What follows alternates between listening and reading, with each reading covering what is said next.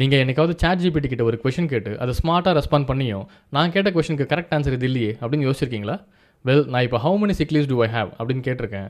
அதுக்கு உங்கள் ஆர்கனைசேஷனோட HR system என்னால் செக் பண்ண முடியாது, நீங்கள் உங்கள் ஹெச்ஆர் போர்ட்டலை செக் பண்ணுங்கள், இல்லை உங்கள் ஹெச்ஆர் டிபார்ட்மெண்ட்டை காண்டாக்ட் பண்ணுங்கள் அப்படின்னு ரெஸ்பாண்ட் பண்ணியிருக்கு.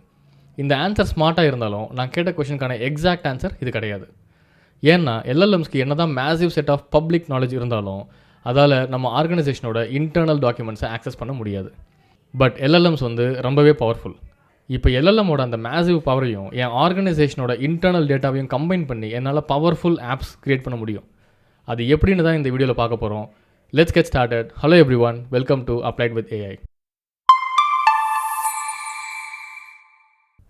ஒரு லார்ஜ் லாங்குவேஜ் மாடலை இன்டர்நெட்டில் இருக்கிற கோடிக்கணக்கான டேட்டாவை யூஸ் பண்ணி தான் ட்ரெயின் பண்ணியிருப்பாங்க.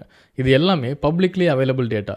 ஆனால் ஒரு யூசர் என் கம்பெனியோட ஸ்பெசிஃபிக் லீவ் பாலிசியை பற்றி எக்ஸ்பிளைன் பண்ணு அப்படின்னு கேட்கும்போது அந்த லாங்குவேஜ் மாடலால் ப்ரைவேட் டேட்டாவை ஆக்சஸ் பண்ண முடியாது. அதனால் I don't have access to your company specific leave policy அப்படின்ற ரெஸ்பான்ஸ் தான் கொடுக்க முடியும்.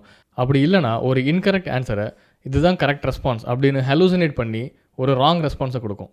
ஏன்னா என்ன தான் லார்ஜ் லாங்குவேஜ் மாடலால் நம்ம நேச்சுரல் லாங்குவேஜை அண்டர்ஸ்டாண்ட் பண்ணிக்க முடிஞ்சாலும், அதுக்கு massive set of internet data use பண்ணி ட்ரெயின் பண்ணியிருந்தாலும், அதால் ரீசன் பண்ண முடிஞ்சாலும் அதுக்கு நம்ம கம்பெனிஸில் இருக்கிற ப்ரைவேட் இன்டர்னல் டாக்குமெண்ட்ஸோடைய இன்ஃபர்மேஷன்ஸ் கிடையாது. ஸோ நம்ம கேட்குற கொஷனுக்கு ப்ரைவேட் இன்டர்னல் டேட்டா இல்லாததுனால அதுவாகவே சம்டைம்ஸ் இதுதான் கரெக்ட் ஆன்சர் அப்படின்னு ஹலூசினேட் பண்ணி அதோட நாலேஜ் பேஸ்லேருந்து ஒரு ப்ராப்பர் ரெஸ்பான்ஸை நமக்கு கொடுக்கும்.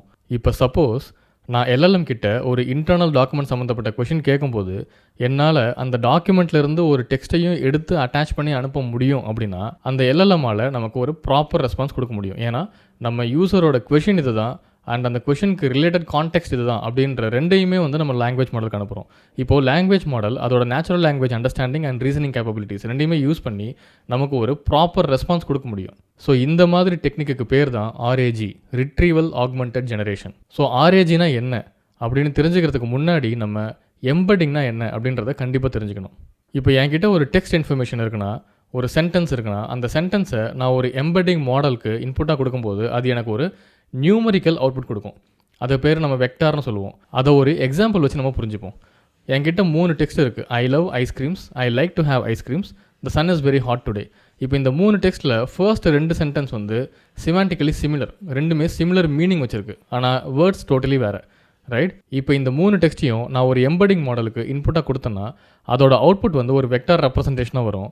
அந்த ரெப்ரசன்டேஷனை பார்த்தா இந்த சிமாண்டிக்கலி சிமிலராக இருக்கிற சென்டென்ஸ் எல்லாத்துக்குமே வெக்டார் ரெப்ரசன்டேஷனில் நம்பர்ஸ் ரொம்ப க்ளோஸாக இருக்கும். இதுக்கு அர்த்தம் என்னென்னா 2 சென்டென்ஸில் இருக்கிற வெக்டார் ரெப்ரசன்டேஷன் பக்கத்துலேயே இருக்குது. 0.12 அண்ட் 0.10, 0.45 அண்ட் 0.47 இந்த மாதிரி நியூமரிக்கலாக பக்கத்துலேயே இருக்குது. அப்படின்னா இந்த 2 சென்டென்ஸும் சிமாண்டிக்கலாக ஒரே மீனிங் இருக்குது, இல்லைனா சிமிலர் மீனிங்கோடு தான் இருக்குது அப்படின்னு அர்த்தம், ரைட்?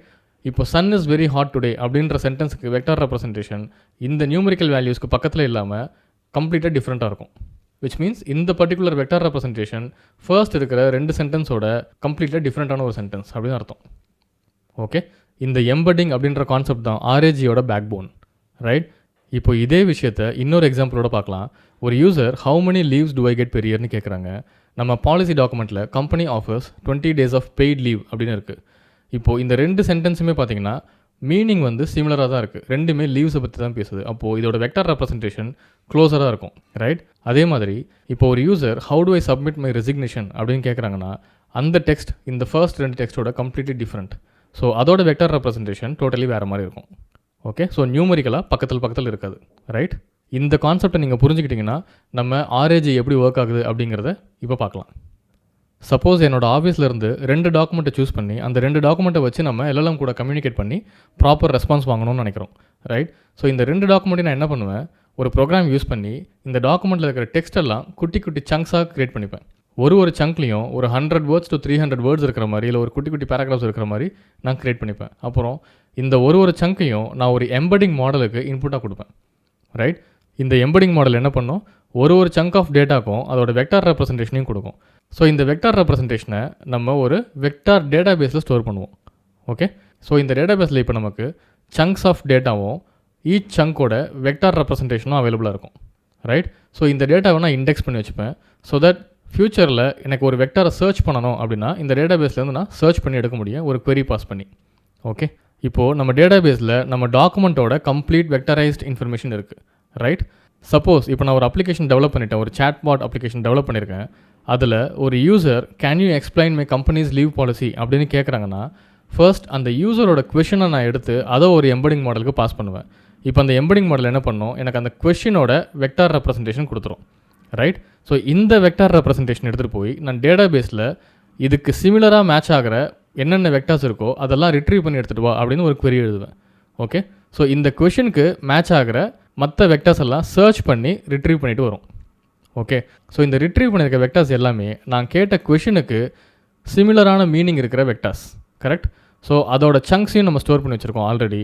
அந்த சங்க்ஸ் எல்லாம் எடுத்து அதில் டாப் மோஸ்ட் மேட்சிங் சங்க்ஸ் எல்லாம் எது அப்படின்றத கண்டுபிடிச்சி அந்த சங்க்ஸையும் யூசர் queryயையும் சேர்த்து நம்ம ஒரு LLM மாடலுக்கு அனுப்புவோம். ஓகே, ஸோ இப்போ LLMக்கு யூசரோட கொஷின் என்ன, அப்புறம் மேட்ச் ஆகிருக்கிற சங்க்ஸ் என்ன அப்படின்ற 2 இன்ஃபர்மேஷனையும் கொடுத்துருக்கோம். So query plus context. இதை பேஸ் பண்ணி லார்ஜ் லாங்குவேஜ் மாடல் நமக்கு ஒரு அப்ராப்ரியேட் ரெஸ்பான்ஸ் கொடுக்கும், எந்த ஒரு ஹலூசினேஷனும் இல்லாமல். ஓகே, ஸோ இதுதான் ரிட்ரீவல் ஆக்மெண்டட் ஜெனரேஷனோட ஒர்க் ஃப்ளோ. இன்றைக்கி என்டர்பிரைஸ் லெவலில் க்ரியேட் பண்ணிகிட்டு இருக்க நிறைய AI applications RAG based chatbot தான். இன்றைக்கி வீடியோவில் நம்ம RAG பேஸ்ட் சேட்பாட்ஸோடைய ஒர்க் ஃப்ளோ என்ன அப்படின்றத பார்த்தோம்.